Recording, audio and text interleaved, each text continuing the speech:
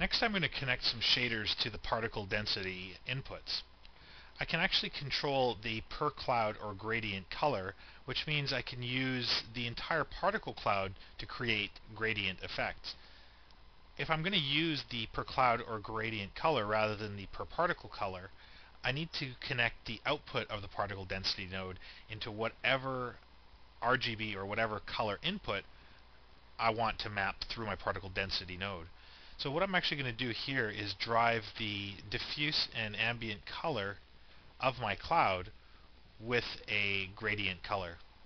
To do that, I'm going to get a particle gradient input, or a particle gradient node, and connect it to the color input of my per cloud or gradient node.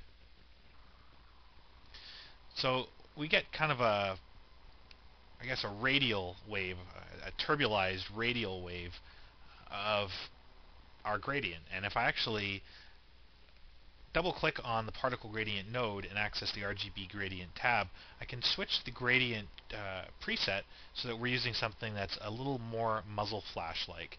So I'm actually going to get rid of all of these nodes here just by clicking a black to white preset, and we can see how the shader maps in.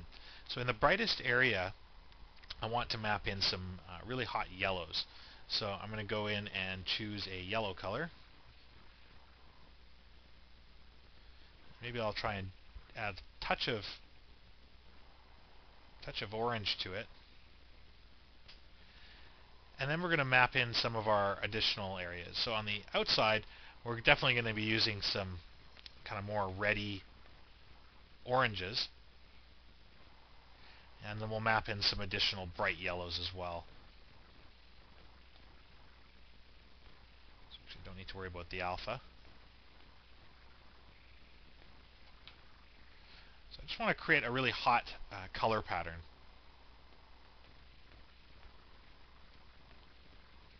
So I'm going to add in some reds. That actually looks pretty good there. And maybe I'll add in one more color. Maybe try and get a little bit of a purpley kind of color in there. Just like a bruise-ish sort of color. Be a little too saturated. I'll move into luminance mode.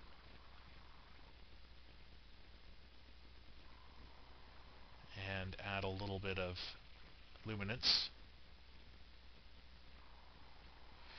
There we go. Maybe something like that will work out pretty well. This is a little too red, so I'm going to kind of change that color as well. There we go. That'll actually do just fine. So now what I want to do is kind of control the shape of this, so it's not quite so cloud-like. I just want to use that gradient and map it into more of a fractal type pattern. So one of the ways that I can actually do that is right from the particle density node, I can begin to control the shape or the amount of contrast on the particle volume cloud. So there's two controls I would work with at this point. On the shape and rotation tab, there's the fall-off bias, and on the volume cloud tab, there is a contrast amount, of course, global density as well. So this is where you're going to kind of get the intensity of your particle effect. The other thing we can do is use the scattering effect, the fact that lights can have a scattering effect upon particles, to brighten the particles where the light is brightest. So in our particle volume cloud, under the color tab, I can activate the scattering effect. So you can see with the scattering effect that right away our volume cloud gets a lot brighter as a result of the point light that's affecting the point cloud. So now we can begin to tune the entire effect and really make it come together.